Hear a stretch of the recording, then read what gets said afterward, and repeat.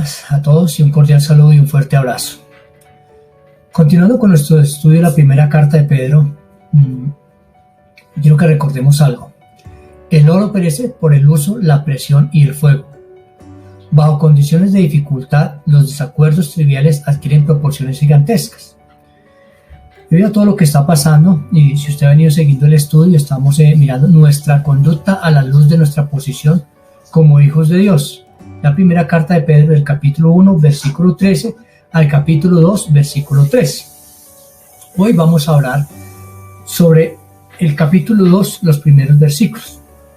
Pedro nos dice allí: desechando pues toda malicia, todo engaño, hipocresía, envidias y todas las detracciones.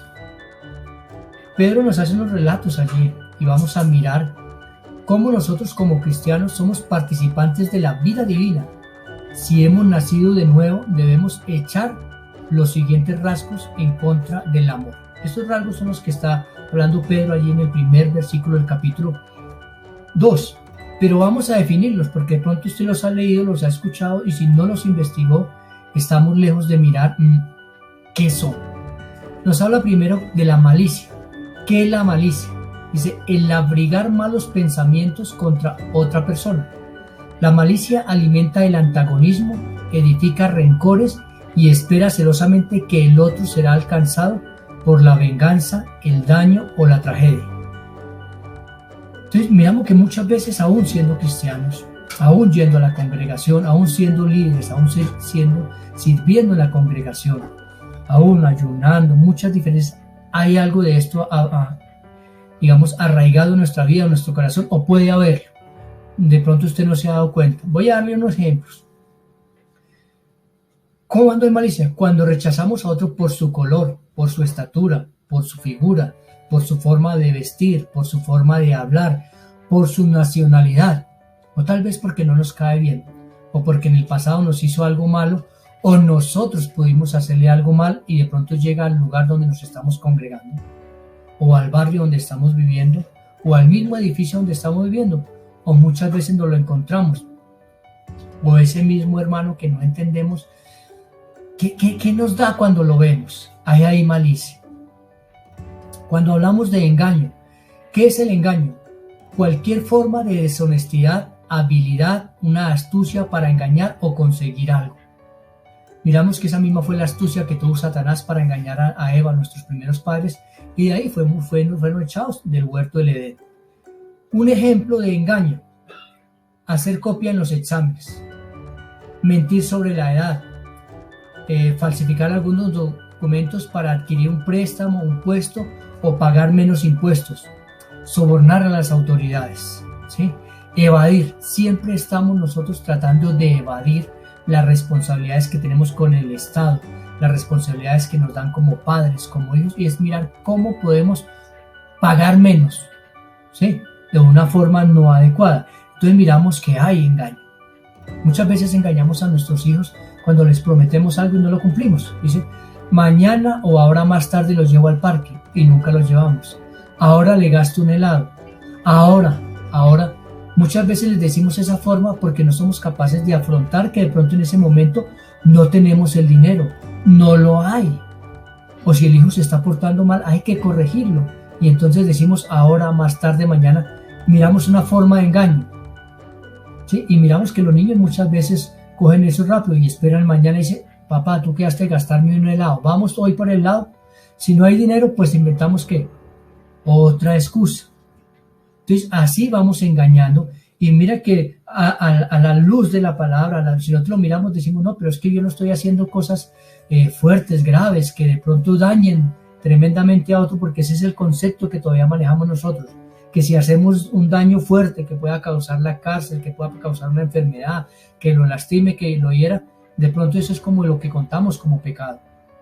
Pero miramos que aquí son cosas triviales, cosas tal vez de la vida diaria, ¿sí? Que como dice el Chavo, sin querer queriendo, lo voy haciendo e incurrimos en estas faltas que nos está hablando la primera carta de Pedro. También nos habla de algo que tiene que ver con la hipocresía, ¿sí?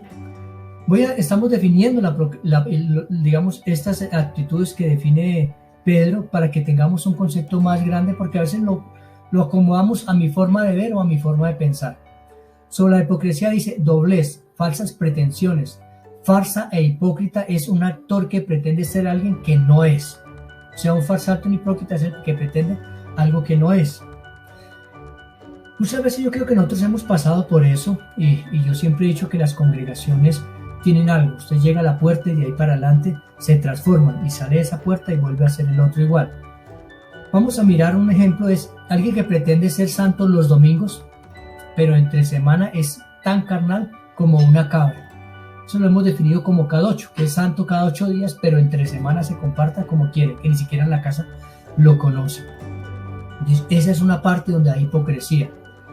Pretender tener un matrimonio feliz cuando de pronto su matrimonio está a punto, digamos, de un divorcio, o simplemente cada uno llega a un acuerdo que viven bajo el mismo techo, pero hacen cosas diferentes. Están viviendo bajo el mismo techo, pero en cama separada, no se hablan, ¿sí? A duras penas se encuentran en la congregación, o llega primero uno y llega el otro. O cuando hay un desorden tremendo en su hijo, pero en la iglesia pretendemos ser otra cosa. Personas que hoy en día están siendo líderes, tal vez pastores, pero su matrimonio está acabado. Simplemente lo tienen ahí por guardar, como decimos, la fachada vulgarmente.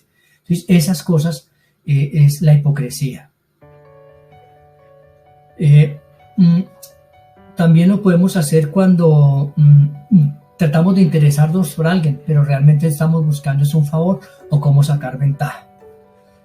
Viene la envidia, los desnudos celos. El diccionario Vine la define como el sentimiento desagrado suscitado al observar u oír las ventajas o prosperidad de otros. Esa es la definición que tenemos y muchas veces eso pasa. A veces usted está hablando con una persona y pasó el tiempo y no le volvió a hablar. No se volvió a sentar al lado suyo y usted dice, ¿qué pasó? Le dio envidia. La envidia puede ser un homicidio. Mire tan grave como es esta envidia que a veces no la pasamos por alto. No le damos la importancia que merece ser.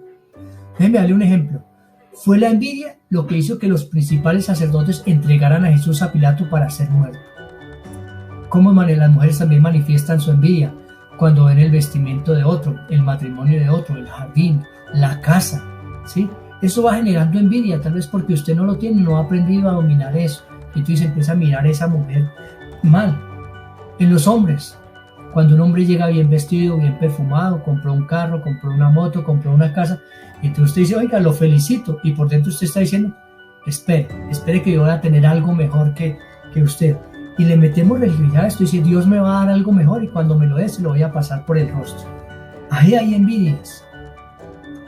Y lo que habla de las detracciones son degradación, murmuración maliciosa, desprecio. La calumnia es el intento de mostrarse limpio arrojando fango sobre otra persona y puede adquirir formas muy sutiles.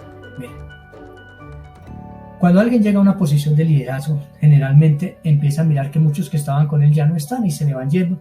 ¿Y por qué está pasando esto? Y entonces aparecen los estos. Miren, si ven el hermanito o la hermanita fulana de tal, la que está allá, venga, les voy a contar, pero no el chisme, es para que oremos. Imagínense que yo la vi en esta situación. Y hablamos sin querer mal de esa persona, pero les decimos, mire, no es que esté hablando mal, es para que oremos, pongámosle en oración para que el Señor haga. ¿Ahí qué estamos haciendo? Hablar mal de esa persona, ¿sí? Dañamos la honra y de pronto la idea que ellos tenían de otro. Cuando hablamos mal de los líderes, cuando hablamos mal de los pastores, cuando hablamos mal de los hermanos, ahí empiezan a mirarse esas detracciones. ¿Por qué? Tenemos que examinar nuestro corazón, qué es lo que está pasando, qué hace que nos lleve a hablar mal de las otras personas. Ahora, me adelanto un poquito a lo que vamos a ver. Hablar mal de una persona es que si ya la hemos llamado, si la hemos exhortado y esta persona no ha cambiado y vemos que está dañando a otra, sí, ahí tenemos la autoridad, porque dice que primero hay que hablar con ella, después hacernos acompañar de otro y si este continúa, hay que hacerlo público para que no dañe a otras personas, ¿sí? A veces tenemos que salir corriendo de las congregaciones y más adelante explicaré ese tema por qué. Pero hoy creo que nos queden en claro estas definiciones. Mire cómo nosotros podemos entrar en malicia, en engaño, en hipocresía, en envidias y en detracciones. Y esto puede estar deteniendo la bendición. Esto puede estar deteniendo nuestro tiempo de oración y que nosotros crezcamos espiritualmente. ¿Sí? Muchas gracias por dejarme entrar a sus casas. Que el Señor les continúe bendiciendo grande y ricamente. Un fuerte abrazo.